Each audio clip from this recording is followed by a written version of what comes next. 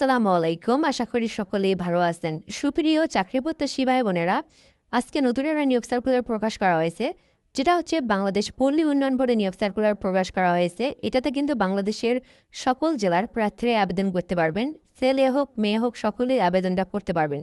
আর এই সার্কুলার কিন্তু মোটামুটি অনেক বড় একটা নিয়োগ সার্কুলার, যেখানে দেখতে পারতেছেন হিসাব সহকারী পদ রয়েছে, মাঠ সংগঠকে 85টি পদ রয়েছে। এছাড়াও কিন্তু কম্পিউটার অপারেটর, গাড়ি চালক, অফিস সহায়ক পদ রয়েছে। তো সার্কুলারটা নিয়ে বিস্তারিত তথ্যগুলো আপনাদেরকে জানিয়ে দেওয়ার চেষ্টা করব। কিভাবে আবেদন করবেন, কত টাকা আবেদনের জন্য ফি জমা দিতে হবে, আপনার শিক্ষাগত যোগ্যতা অনুযায়ী আপনি কোন পদে আবেদন করবেন, যত ধরনের ইনফরমেশন রয়েছে সকল ইনফরমেশনগুলো আমি আপনাদেরকে সুন্দরভাবে জানিয়ে এবং বুঝিয়ে দেওয়ার চেষ্টা করব। তো ধৈর্য সহকারে একেবারেই ভিডিওটা শেষ পর্যন্ত দেখবেন। আর আমাদের চ্যানেলে যারা নতুন আসছেন অবশ্যই সাবস্ক্রাইব করে রাখবেন। বাংলাদেশের সরকারি যত নিয়োগ সার্কুলার প্রকাশ করা হয় সকল নিয়োগ সার্কুলার আপনি এই চ্যানেলে পেয়ে যাবেন। তো বাংলাদেশ পল্লী উন্নয়ন বোর্ডে যে নিয়োগ সার্কুলারটা প্রকাশ করা হয়েছে, এটা কিন্তু জেলা ফরিদপুর, যে আপনার নাম শুনেছেন, ফরিদপুর এই প্রতিষ্ঠান যেখানে আপনার নিয়োগ দেওয়া হবে।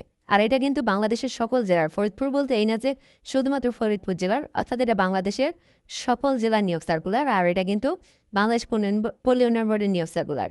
বিআরডিবির আওতাধীন ফরিদপুর, মাদারীপুর, রাজবাড়ী, গোপালগঞ্জ, শরীয়তপুর জেলার পরিচালিত উৎপাদনমুখী কর্মসংস্থান কর্মসূচি পিইপি বিআরডিবি ফরিদপুরের অধীনে নিম্নবর্ণিত পদসমূহে অস্থায়ী ভিত্তিতে সরাসরি নিয়োগের জন্য বাংলাদেশের প্রকৃত নাগরিকের নিকট থেকে নিম্নোক্ত শর্তে লিখিত আবেদনপত্র আহ্বান করা যাচ্ছে।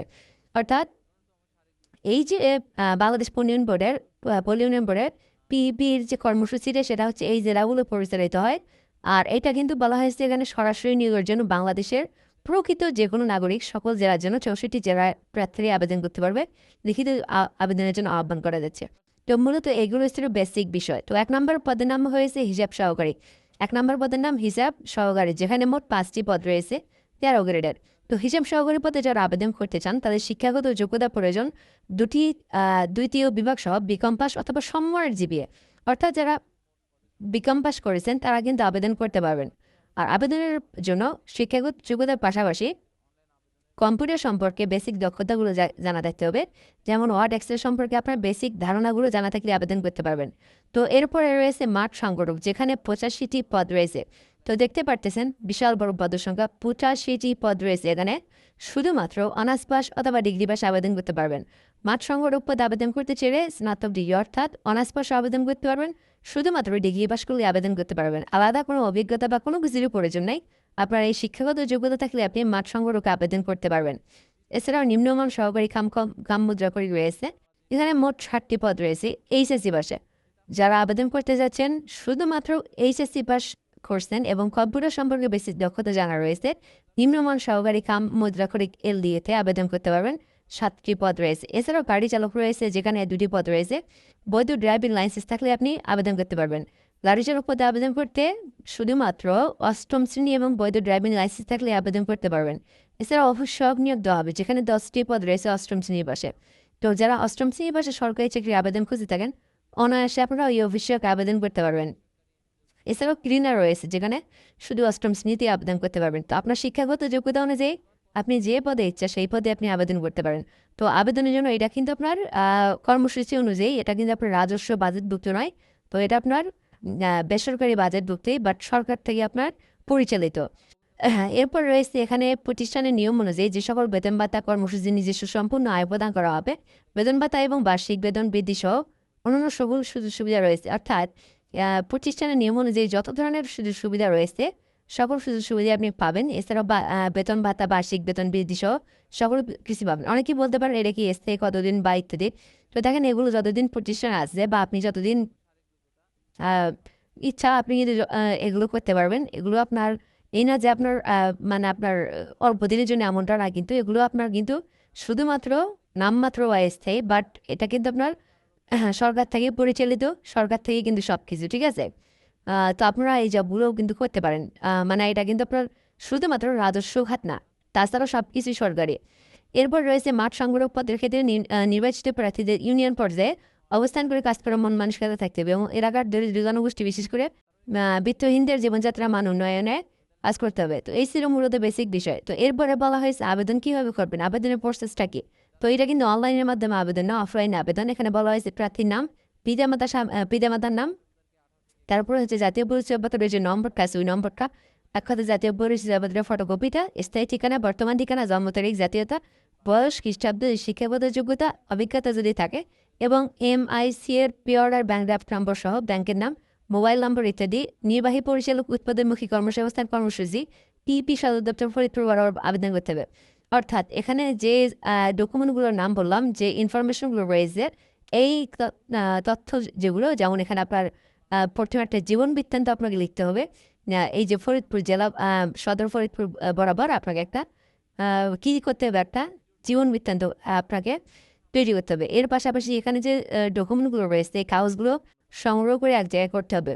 এছাড়া আবেদনপত্রের সাথে সদ্য তোলা 3 কপি ছবি লাগবে এবং সকল শিক্ষাগত যোগ্যতা সনদপত্রের ফটোকপি লাগবে।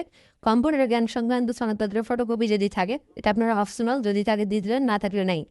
এরপর রয়েছে এখানে ইউনিয়ন পরিষদ, পৌরসভা, সিটি কর্পোরেশন থেকে নাগরিকত্ব সনদ লাগবে এবং জন্ম সনদের অনলাইন কপি অথবা জাতীয় পরিচয়পত্রের ফটোকপি, নিজ ঠিকানা সম্বলিত 10 টাকার ডাকটিকিট সহ ফেরত খাম অবশ্যই সংযুক্ত করতে হবে। আবেদনপত্রের সাথে প্রেরিত কোনো কাগজপত্র ফেরতযোগ্য নয়। সম্পূর্ণ ত্রুটিপূর্ণ, অসম্পূর্ণ, বিলম্বে প্রাপ্ত আবেদনপত্র বাতিল করতে হবে। অর্থাৎ আমি যদি আপনাদেরকে একটু সংক্ষিপ্তভাবে বলি, এইটা পড়বেন। এর মধ্যে যে ডকুমেন্টগুলো রয়েছে এই কাগজগুলো আপনারা একত্র করবেন, আর আপনাকে একটা জীবন বৃত্তান্ত লিখতে হবে নির্বাহী পরিচালক বরাবর উৎপাদনমুখী কর্মসংস্থান কর্মসূচি, এটা বরাবর আপনারা লিখবেন। ঠিক আছে, সকল তথ্যগুলো আপনারা একত্র করে, ডকুমেন্টগুলো আপনারা একত্র করে আপনারা একটা খামে নেবেন, খামে ভরাবেন। খামে ভরানোর পরে এই যে 10 টাকার একটা ডাক টিকিট আপনারা অফারযোগ্য, এটা আপনারা মানে খামের উপরে লাগিয়ে দেবেন। এরপরে আপনারা প্রাপক দিয়ে আপনার যে এখানে আপনার ঠিকানা দিলেন, আপনার যেখানে পাঠাবেন এই যে নির্বাহী পরিচালক বরাবর, এই যে এই ঠিকানা আপনার পাঠিয়ে দেবেন, নির্বাহী পরিচালক উৎপাদনমুখী কর্মসংস্থান PDB সদর দপ্তর ফরিদপুর। এইখানে আপনি প্রাপক ফুল তথ্যটা মানে যেখানে আপনি পাঠাবেন, এই যে এইখানে পাঠাবেন, এই যে এটা আপনার লিখে দিলেই হবে। সরাসরি এই লাইনটা আপনি এখানে লিখে দিলেই আপনার হবে। এখন কথা হচ্ছে আপনি কীভাবে পাঠাবেন এবং পিওর, এই যে এখানে পিওরের একটা বিষয় আছে। অর্থাৎ আপনি এখানে যে পদে আবেদন করবেন 1 থেকে 4 নম্বরের মধ্যে আবেদন করলে 100, এখানে বলা হয়েছে যে 18 থেকে 32 বছর পর্যন্ত আবেদন করতে পারবেন এবং 1 থেকে 4 নম্বর কর্মীদের পদের জন্য 100 টাকা এবং 5 থেকে 6 নম্বর কর্মী পদের জন্য 50 টাকা। তো আপনি যে পদে আবেদন করবেন সেই অনুকূলে বাংলাদেশের যে কোনো একটা ব্যাংকে যাবেন, অর্থাৎ সরকারি ব্যাংকের যে শাখাগুলো, সোনালী ব্যাংক, রূপালী ব্যাংক, পূবালী ব্যাংক, অগ্রণী ব্যাংক, এগুলো ব্যাংকের যে কোনো একটা শাখা ব্যাংকে গিয়ে পিওর স্লিপ আপনারা উঠাবেন।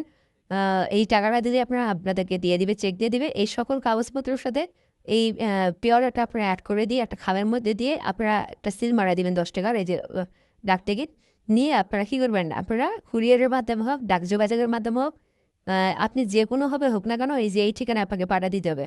নির্বাহী পরিচালক উৎপাদনমুখী কর্মসংস্থান কর্মসূচি PEP সদর দপ্তর বরাবর ফরিদপুর, এই ঠিকানায় আপনার আবেদনটা পাঠিয়ে দিলে আপনার আবেদনটা কিন্তু সম্পূর্ণ হয়ে যাবে। তো যারা এখন আবেদন করেন নাই, যারা আবেদন করবেন, যেহেতু আজকে এই সার্কুলারটা দিল, অবশ্যই আপনারা এই যে সার্কুলারটাতে আবেদন করার চেষ্টা করবেন, যেহেতু মোটামুটি বড় একটা নিয়োগ সার্কুলার। তো এই ছিল মূলত আজকের ভিডিও। ধন্যবাদ, ভালো থাকবেন। এ পর্যন্ত আজকের ভিডিওটা। আসসালামু আলাইকুম।